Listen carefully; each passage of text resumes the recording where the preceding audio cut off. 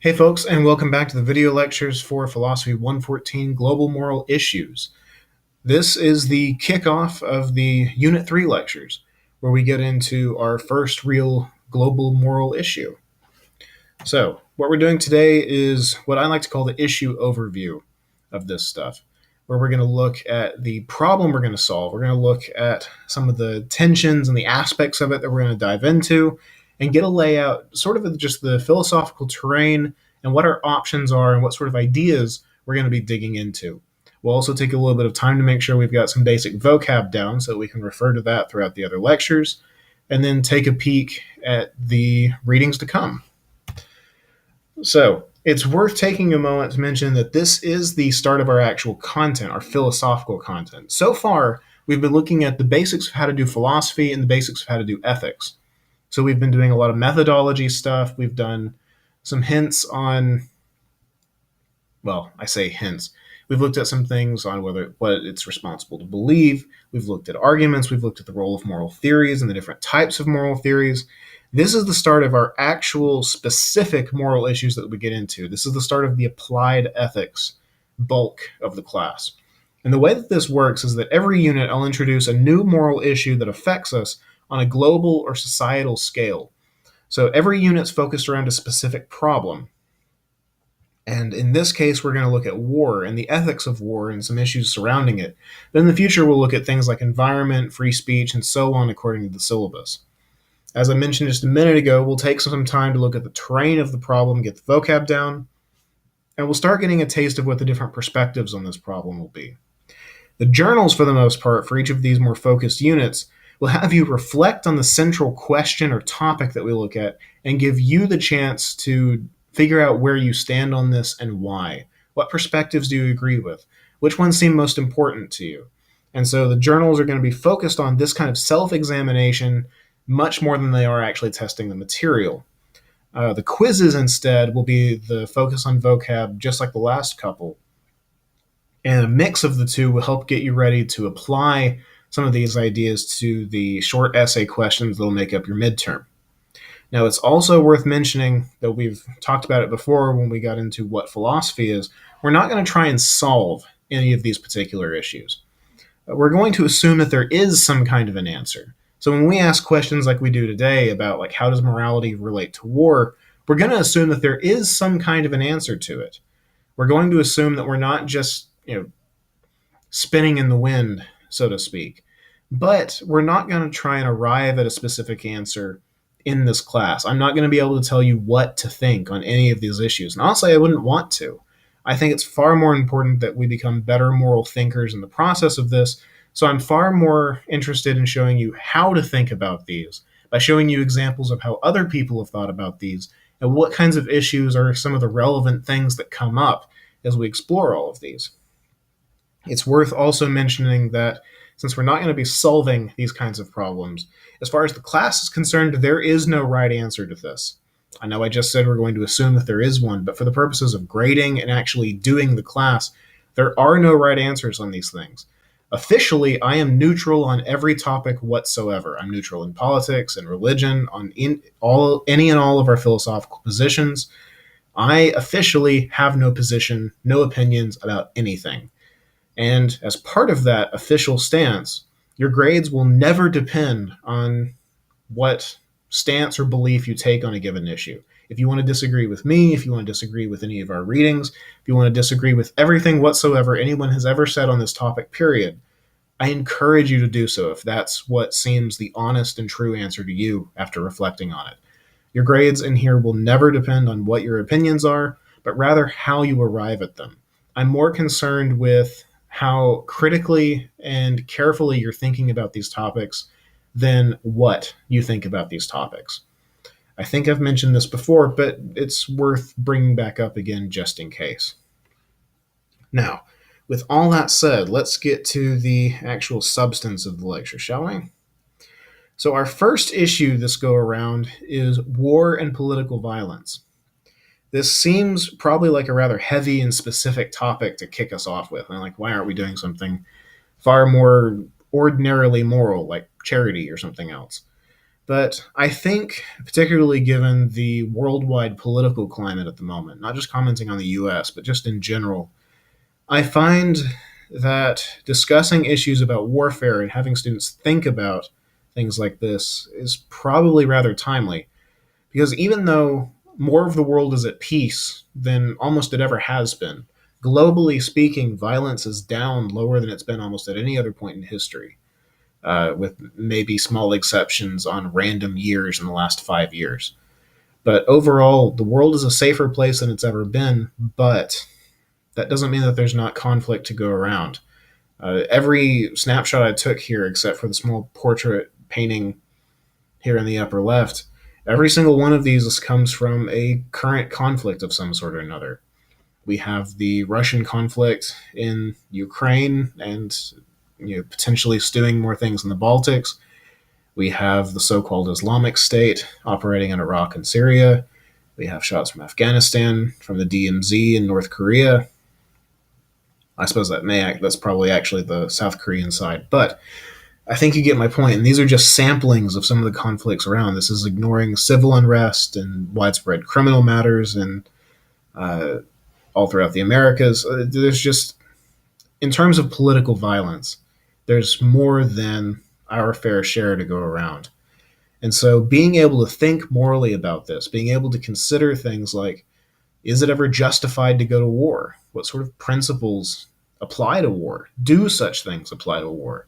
These are questions that I think we very much need to talk about. And so, more than anything else, we're going to focus on two questions like the ones I just said. I think these two are the most relevant to us as citizens of our respective nations, because I know not all of us are American citizens, United States citizens. But I think as citizens of our respective nations and as citizens of the world, these two questions are ones that we ought to spend time and at least consider how we would answer them. Because in anything resembling a democratic society, we do have some degree of influence over what policies our countries take. To an extent, we as citizens can support or withdraw support from conflicts, and politicians often do pay at least some attention to that. It's arguable given the situation how much, but this isn't just something for other people to think about. We have some sort of an obligation to consider these things. And so, with that in mind, I want to take our time to tackle and discuss two main questions. First, how does morality relate to war? And this is a general enough question that it's almost an application of meta-ethics. Does morality, in fact, actually apply to things like warfare? Are there rules about how to conduct warfare? Is warfare ever justified? That is, morally justified? We can paint all sorts of accounts and pictures justifying it from political standpoints or economic viewpoints, but from a moral perspective, are there any justifications for going to war that are legitimate? Or is it something that we should try and avoid at all costs? Secondly, if morality does apply, what does morality tell us about how to wage war? Does it say anything about it? Are there things that are restricted in warfare? Are there things that we can and cannot do? Can one nation intervene into another one?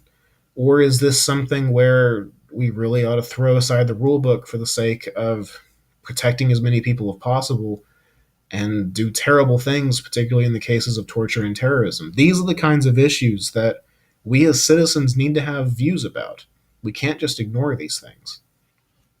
And so, to tackle these, we're going to go through the questions really in two chunks, especially since for these online classes, we can't take the extra discussion days that I normally would for an in-person course. And so instead, we're going to tackle large chunks of reading at a time and let the journals and the quiz and just some of the things that come up in lecture be the main inspirations for the thought-provoking part of this. So the first thing we're going to tackle is, of course, the first question. How does morality relate to war? And when we ask this, it's worth noting before we dig into our options on this sort of thing that we're working from a couple of very basic assumptions. First, it seems pretty safe to assume that overall we can say that violence is generally a bad or a wrong thing for us to partake in. Excuse me, sneeze coming on. Ugh. But most of us can safely assume that violence is something we should avoid. This doesn't seem like a particularly morally controversial issue. For the most part, it seems that we can treat violence as just something that people don't like to engage in, don't like to be engaged in, and in general, it just makes the world just overall a worse place. It's not to say that it doesn't have some places where it might be justified, or perhaps even obligatory in some cases, like intervening to save another. But on a day to day basis, we should try and avoid it. And then, secondly, because war is a widespread application of violence, something that is violence writ large to a certain extent, war is something that should be avoided if possible. None of the positions we're going to look at are going to take the position, yes, war all the time, go war. We're not going to be saying anything like that. Instead, we're going to be working from these two basic positions to basically come up with these possible answers to our question. So, if we're asking, how does morality relate to war? Our three basic options, without slapping the vocab on it yet, are it doesn't, or we might say that morality forbids war and political violence. That is, morality does apply to war and says, no, this is a wrong and unjustified thing for us to do. It's not permissible, we might say. And then we have something closer to a middle position that says war is sometimes permissible, but only under certain circumstances.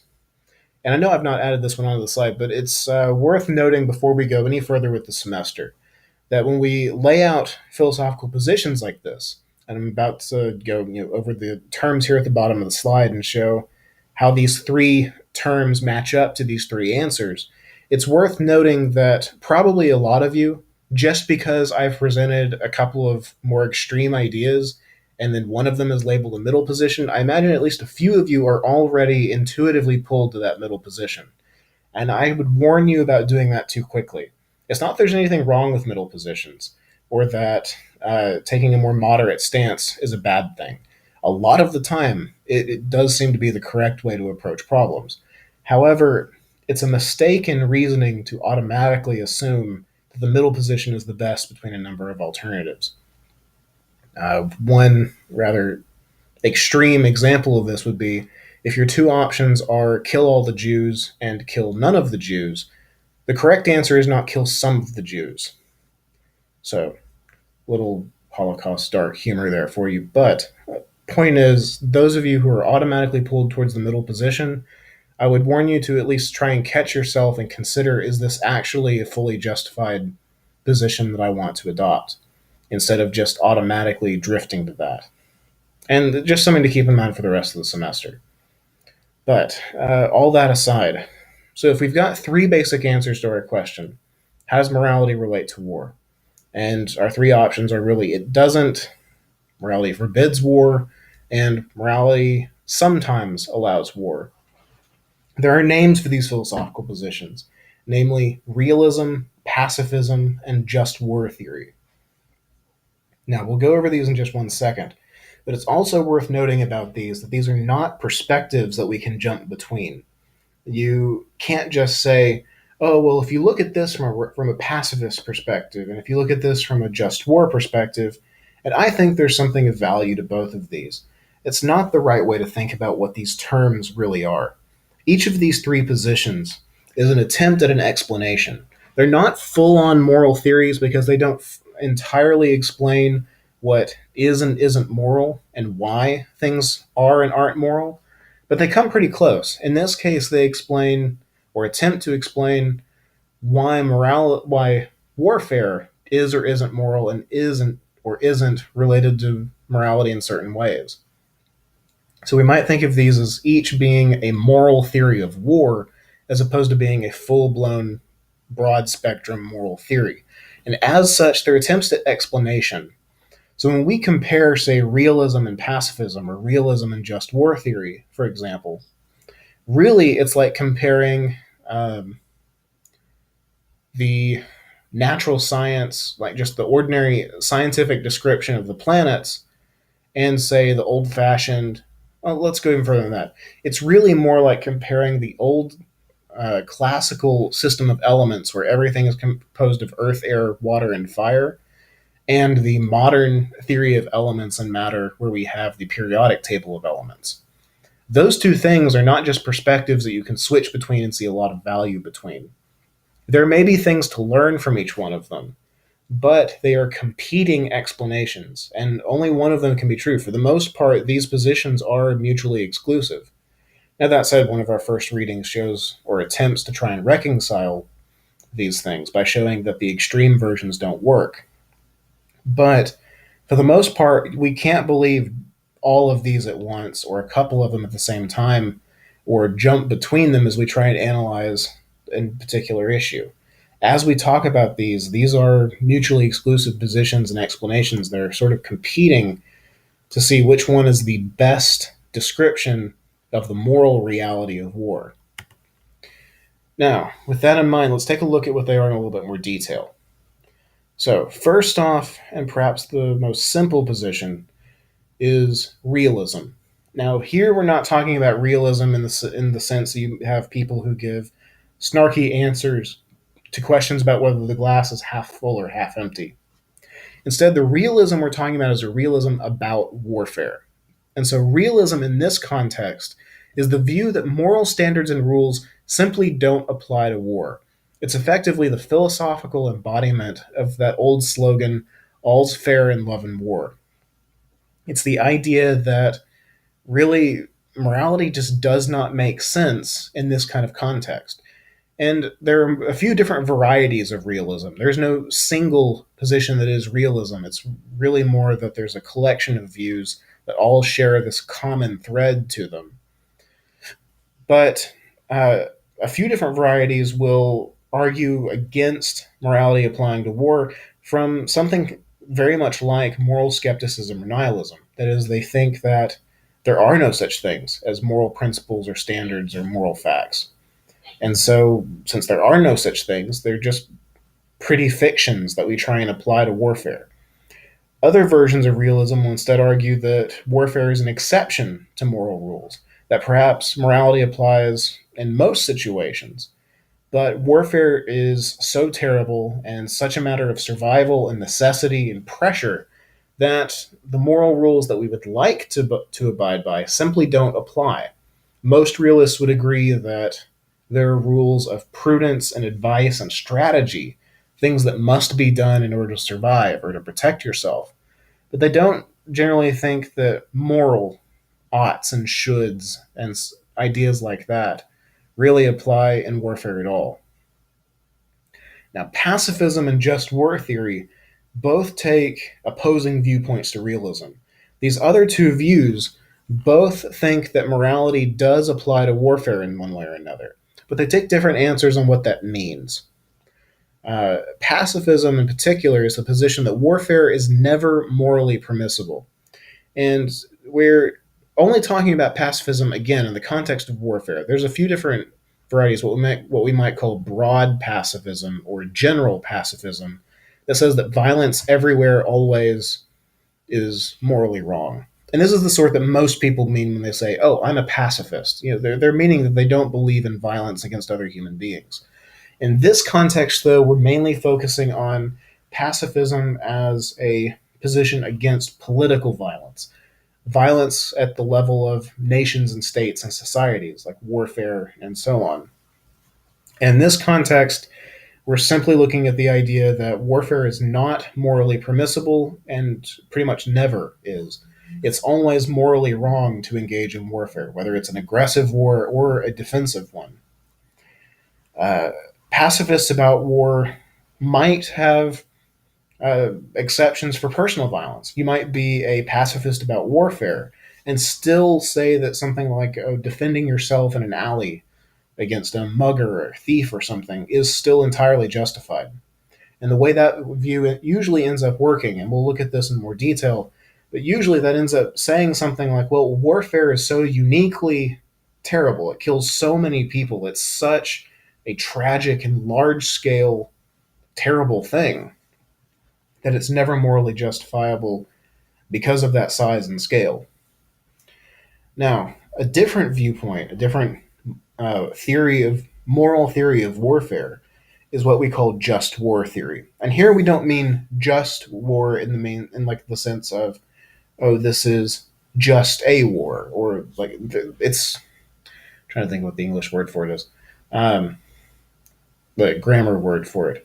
It's not a diminutive term or something meant to uh, diminish the concept of warfare. It's not trying to qualify it at all.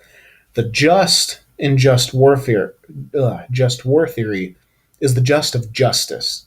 This is the idea, the theory about how to conduct a just war, a war in accordance with the ideas of justice and morality. And so, this position is the idea that warfare can be done in some way that is morally justifiable, that under some circumstances it's morally permissible to conduct warfare. Now, we'll take a look at what some of those conditions are, at least in general, and in doing the reading, you'll get to see them spelled out in a little bit greater detail. But in general, this is the view that morality applies to war, it sometimes allows it, and morality has implications for how we end up conducting warfare. It doesn't just say, okay, it's good sometimes, and then hold back and say all's fair. Instead, just war theory is where you're going to get ideas about things like the Geneva Conventions and other sorts of international agreements where we agree some things are just too awful and inhumane to do to each other if we're going to remain civilized and moral in any sense. Now, that covers the main terrain about our first question. Our second question about what does morality imply, if morality applies to war, what does that mean for us? This one has not terms and ideas so much in the way of options to choose on how to answer the question. Instead, what we have are a couple of concepts that apply to the question, or that in discussions of it, these are terms that are going to come up often. So, these two ideas, the jus ad bellum and the jus in bello, two lovely bits of Latin for those of you who like that kind of stuff. Uh, these are terms that are not the names of positions. These are not competing moral theories. So you don't get to choose between the jus ad bellum and the jus in bello. That is a mistake. Instead, these two terms are just concepts that we use to talk about certain ideas in the context of this question. Now, first off, the jus ad bellum, literally from Latin, it's justice towards war or justice into war. This is the set of moral principles and ideas that essentially describe when is it morally okay or justified to go to war. The jus ad bellum is the set of principles that talks about things like, okay, it's wrong to commit an aggressive war where you're the one starting the conflict, but it's fine if you're defending yourself. It's fine to intervene so long as you have a just cause for your war. That is, if you're doing it for the right sorts of reasons. If you do it that's only in proportion to the kinds of goals that you have. If you do it without affecting civilians unduly and things like that. It's a set of conditions and principles and ideas that talk about when is it okay to go to war. This is contrasted with the jus in bello, literally justice in war. This is how morality applies to the things that are actually done in warfare. What sorts of actions are morally permissible and which ones aren't. So, what we're going to do is we're not going to go into as much detail on these two, the various conditions and things, but we're going to talk about the general ideas a fair bit. And we're going to use these to talk about a couple of specific problems like torture and terrorism and how we approach these things and what sorts of standards should we hold ourselves to when we engage in things like war. Um, yeah, and that about sums that up. Uh, that covers the main vocab we're going to talk about. There'll be a couple of other terms that crop up as we do the readings, but those, for the most part, cover our big positions and the main concepts we're going to have to address, and the vocab that we need down to have sort of a common conversation about all this. And so, next time, what we're going to look at are how pacifism, realism, and just war theory kind of fit together in a conceptual sense. We're going to see how they might play off of each other, how they might fit together, and what ideas from one might be worth adding to another position. We're also going to talk a little bit about whether morality applies to war at all, and the implications of this, and how plausible that view is, and to what extent morality might apply to war. So there's a lot of reading between now and then. I suggest you take your time on it, make sure and follow your guidelines for reading and writing philosophical essays from the reading in the first unit, and be sure and shoot me any questions if you have them. Until then, happy thinking, guys.